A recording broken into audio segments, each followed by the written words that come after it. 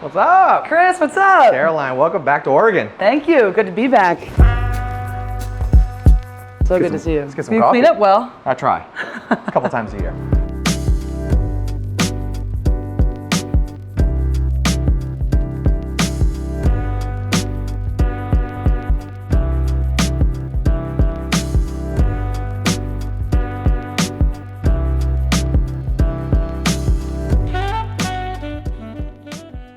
Every guest has been elite in this different way, and going back, obviously I've watched you play when you were younger. What everyone says about you, including I was talking with Ashley Corral, who I'm blessed to work with.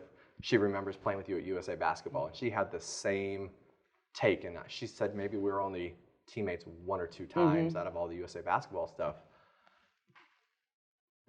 Then I talked to Chris Daly, and she says this, like the facts start to line up. Your elite skill is winning. That's why we asked you to be on the show. I want you to share as much of like how you're wired that way with as many people as possible. And as comes with the show, we got a nice little gift to give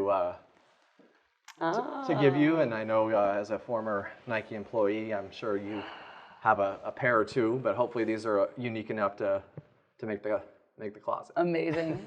Before I open these though, you could have gone any way with that, so I'm glad that the winning came out of it, so I appreciate that. Oh my goodness. Jada Kitten does these for us for each show. Jada from the block, super talented designer, and have some blazers. These are fire, DNA and everything. Oh, I love it. That's crazy. I'm wearing some blazers right now. Shocker. Yeah. Oh my God. Thank you so much. These are sweet. Welcome. These are so sweet. I think it's hard for people to like. Great, you won 3 national titles, right? 3? Get that right? Yep, 3. 3 national titles, but you also had 3 ACL tears. Like sacrifice coming back. I remember talking to Dre about how hard it was to come back. Were the championships the driver in coming through, which had to have been like 3 recoveries? That's massive, right? Yeah.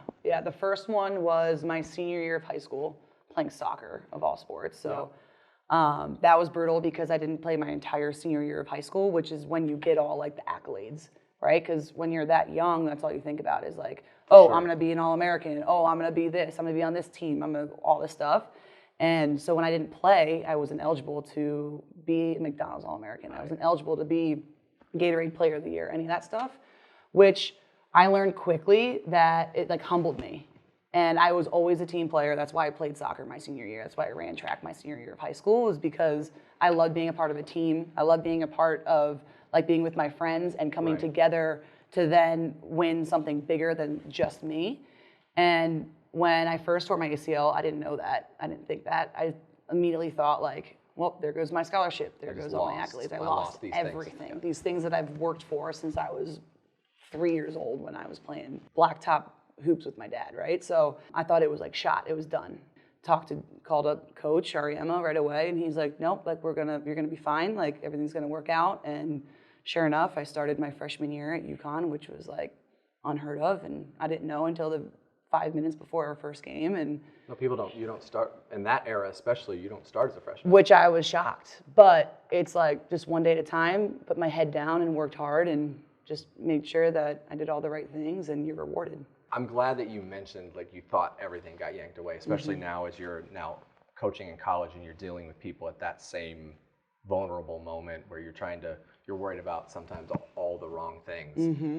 I think any kid or even a lot of adults, you want some sort of acknowledgement that what you're doing is on point, but the adjustment to UConn and winning, not being an All-American, did it help you at all going in there with a different mindset? It did, because it humbled me in the way of like, it's about the team. Now, I mean, I was 17, 18 going into college, so of course I was still a stubborn, hard-headed, selfish basketball player. Like, you ranked me pretty high in Hoop Girls, so I had kind of that going for me too.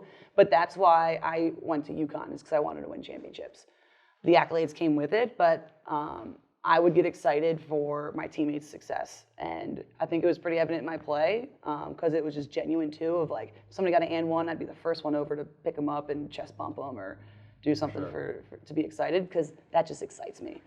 And so from the winning mindset going into it, it was just kind of, I think it was just innate. I think it was just with me, because growing up, I have a twin brother, and one who's a year younger. They both went on to play football in college, Division I level. So competition is real. Was all the always time. it, yeah. So no matter what we did, we would go to get our boosters, and I would want to be the first one to get my booster shot. Got you. When we were like 5, like who does that? But I think it just kind of came with the territory. Let's not forget the reason you were ranked really high coming out of high school is because you were really good at basketball too, right? Like you carried teams, your Germantown Academy teams. Like I forget what you had to have been at least 18, 8, and 8, right? Like darn near flirt with a triple double out of high school. Talk about that transition though, because the expectation a lot of times is my high school numbers, especially if I'm All-American caliber. And we can be honest, we can be real. If she's not hurt, she's an All-American. There, I'll send you some more shoes. Thank you. I'm gonna put that on my wall. Okay. But what does that transition really look like at that level? Now you're at UConn. Yeah. But you still have expectations, right? Oh, big time. And then thinking about the players that you got to play with, could you imagine not being, Tina Charles, Maya Moore, Kalina Lewis, Brianna Stewart, Morgan Tuck, like the group of your injury in your redshirt year got you like a piece of like multiple, seems like generations of dominant basketball. So you got to be, like you got to see it done. Probably, would you say 3 different ways to win those 3 titles, or was it rinse and repeat? 3 completely different ways. So it was my freshman and sophomore year. Freshman year, I tore my ACL for the second time, 17th game of the season on January 17th. Starting as a freshman. I had 17 points. It was against Syracuse. Oh, 17 is just not a good number for me. Okay. Yeah, but that was completely different because I was able to play the first half of it. I wasn't able to redshirt because I played too many games. Yeah. So then winning as being a freshman, playing half the season, but then having to sit on the bench and seeing that. And then winning my sophomore year where I played the entire year, played with unbelievable players, and then we had a 2-year hiatus where we lost in the Final Four, and then coming back my 5th year, and I'm sure we'll get into why I came back for my 5th year. But yeah, like I tell people all the time, like the 5 years I was at UConn couldn't have been a better 5 years, in my opinion. Just from a player standpoint, from an experience standpoint, like I got to my freshman year, Renee Montgomery was our point guard. Sorry, Renee. Yeah, should have been in that. All-American, still doing her thing. We'll keep name dropping. We'll get there. Yeah. We'll get everybody. And like I would say, like just one of the best teammates I've ever played with. Maya Moore was a sophomore my freshman year. She was a year older. And then by my 5th year, I was able to play with Stewie. So like just those, I mean, you talk about like Tiffany Hayes, right. Tina Charles, all you those had 3 guys. years with Tiff? So 4. we were the same year. So we Okay. had 4 years together. Yeah. So Pros on pros on pros. It's so wild. Tell me a little bit about like the difference in leadership and then maybe what you pulled from the Tina Charles era versus the Maya Moore era versus the Stewie era. Or was it Tiff? it was so different because we had Renee, who was like the ultimate leader as a point guard senior, just leading the way of like, no matter what happened, like it was on her.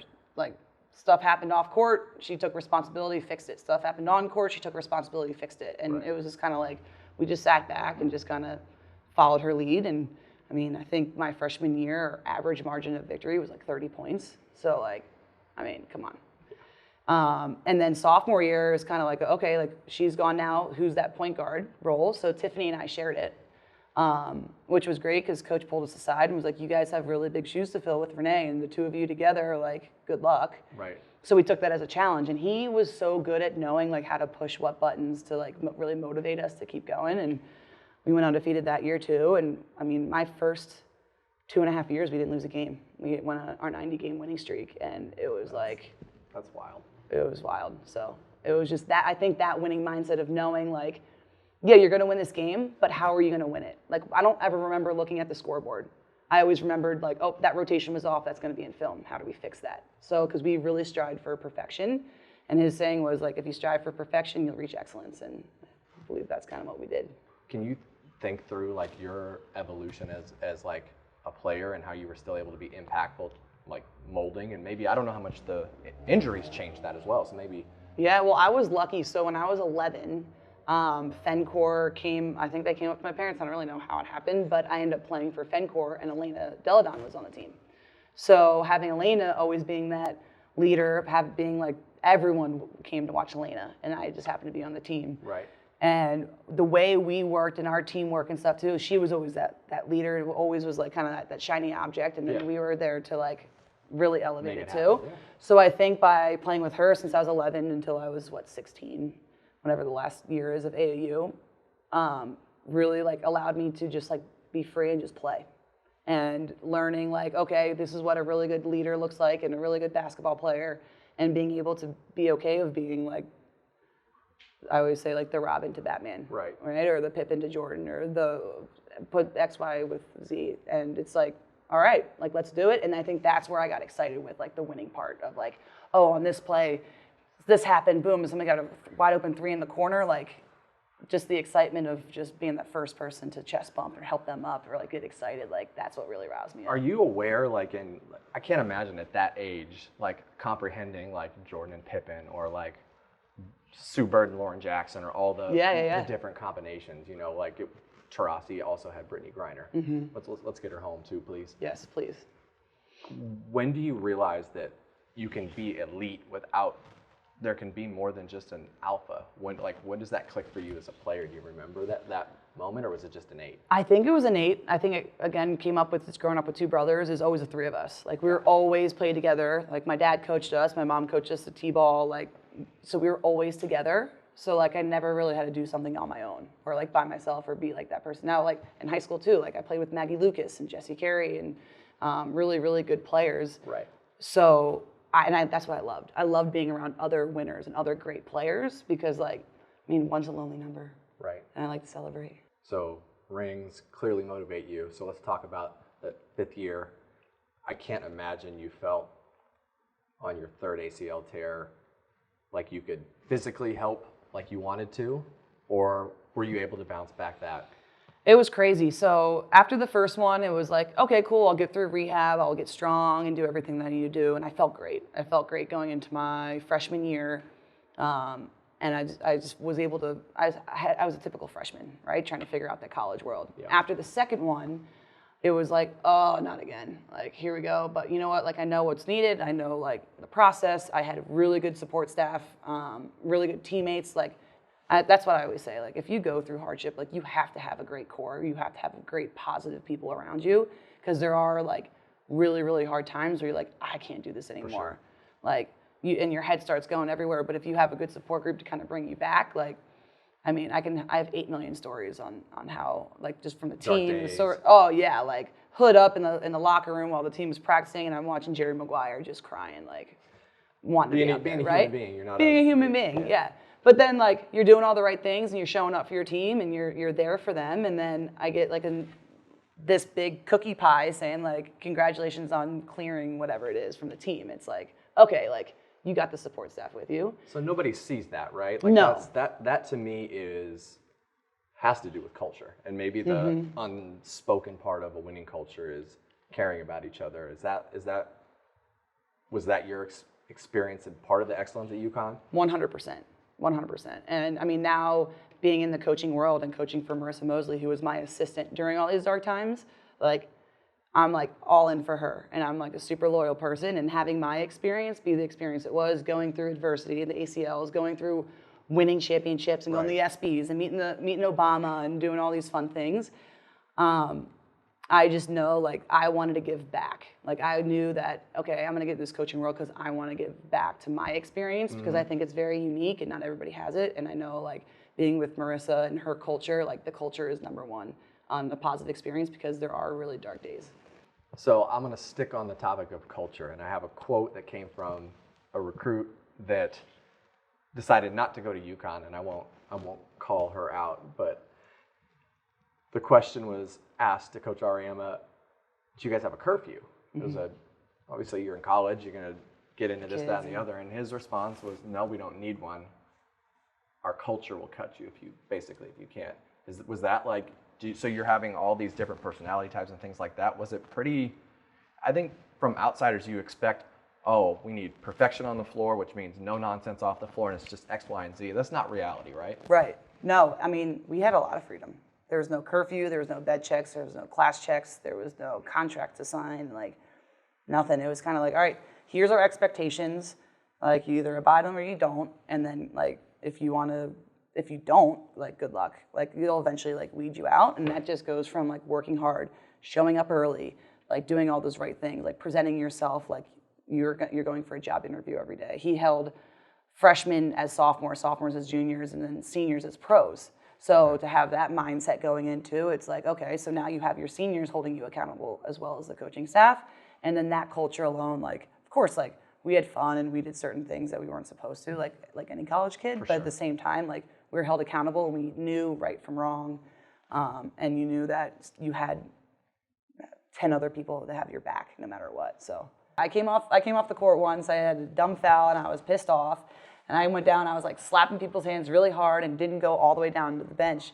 Tina Charles came up and grabbed me and was like, we don't do that here. Go high five the managers all the way down to the bench and you're gonna do that every single time. So now that was my freshman year. It was at the Civic Center in Hartford. So from there on. Only needed it once. Time. Yep. Just ultimate respect. Yep. Do you ever like reflect on your accomplishments too and like give yourself credit for being a part of those things, or like? Yeah, I think so. I've started reflecting a lot more now that I'm 10 years removed, which is wild to me. But yeah, I think it's really important. I think reflection is so important to be able to celebrate those little wins and really be proud of what you've accomplished. Right. And I value relationships. I mean, look at us. We've known each other for how long now? Like, it's been a minute. It's been a minute. It's been a minute. So to reflect back on those, not only the experiences, but then the relationships that were built through those experiences. Yeah, like I go back and like, I did it right. And like, I'm really proud of the people that supported me through it all, my family being like number one support. Right. Having the right people in the corner and then continuing those relationships, I think is huge because sometimes there's people out there that aren't in your corner and won't look out for you too. So, or they're just there to get a piece of the exactly. Yeah. Exactly. And so I hear different stories and I'm like, oh my goodness, like I didn't have that experience, but I'm open to learn more about it. But again, that's why I got back into coaching, to make sure that there's more good experience than not.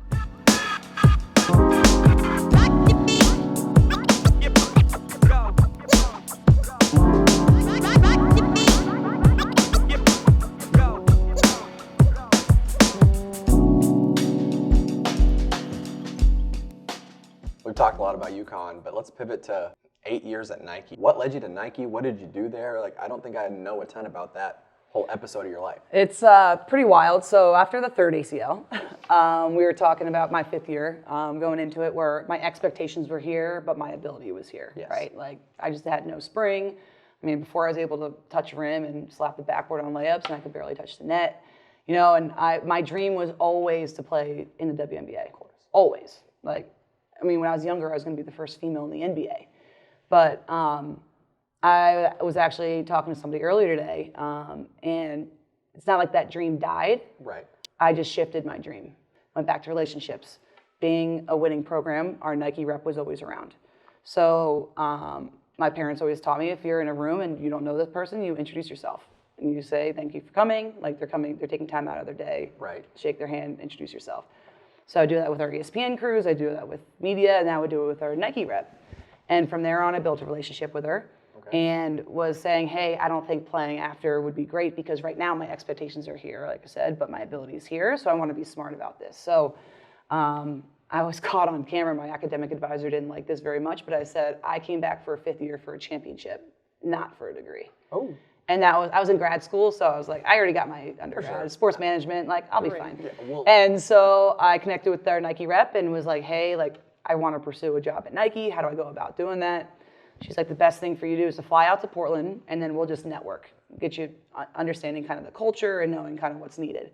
So I graduated. I flew out to Oregon with 2 bags and gave myself until July to get a job. So it was May through July, like 3 months, and bought a bike for $100, stayed in her guest room because she traveled a lot, so I like house sat for her, rode a mile to Nike at 9 a.m. and would sit in there and have meetings and just network of like, what do you do, all this other stuff too. And I did that for 3 months and ended up knowing somebody who knew somebody who was hiring a temp job in sports marketing, and I interviewed and got the job. So never looked back. You didn't just use your rings and get a management job?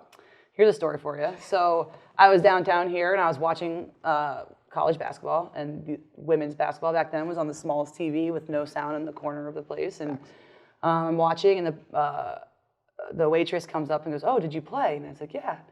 And I just graduated. Oh, where'd you play? I said, UConn. She goes, I didn't know Alaska had a women's basketball team. And I was like, all right, no one Yeah. cares about University of Connecticut. So out here, so that was like a really like again another humbling moment. And from there on, I was like, no, like what really got me in the door from now looking back and talking to, I'm still really close with our Nike rep who's still at Nike, and it was overcoming adversity and that culture and team aspect.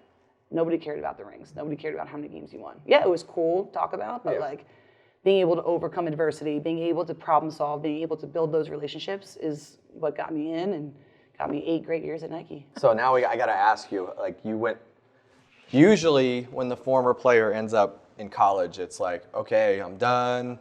Maybe I play overseas a little bit, then I'm a GA, but you already had your 6-month master degree. And then I'm the director of ops, or I'm the last assistant, and then I'm this, and you just right into it. You don't know anything but basketball, and you have a different experience, but somehow we've sucked you back in. When did that opportunity come up, and like what kind of went into your decision making? Because I don't know if people get how hard it is to be a college coach. Right. I'm sure you're seeing. Obviously, you had great relationships with your coaches. That's why you're working for one of your coaches now. Mm-hmm. But like, what is that transition like? When did you make that decision? How hard was it? Yeah, I mean, I'll walk into a gym going recruiting, and I can tell I get a few glares of like, you were gone for 8 years, and now you're an assistant coach at Wisconsin. Like, wow. Right before COVID, I always coached. So I coached 8th grade girls basketball. I volunteered at like a local YMCA for like 5-year-olds, right, which was so great looking back now of just like really, really dumbing down like the game. Something as simple as like, all right, use your left hand versus your right hand. Okay, cool, let's dribble. Here's triple threat. And like for 5-year-olds. Back to basics, like, yeah. Yeah, I challenge anybody to try to coach 5-year-olds. Especially, yeah, very, very tough.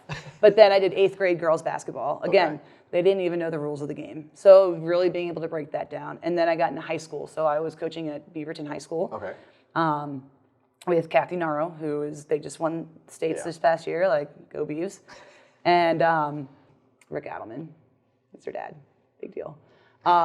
So being a part of that and being in the gym every day, I found myself in the office writing up practice plans or watching stuff during my lunch hour. Yeah. And then going right from work in the car, changing into my basketball clothes to then coach these kids for 2 hours.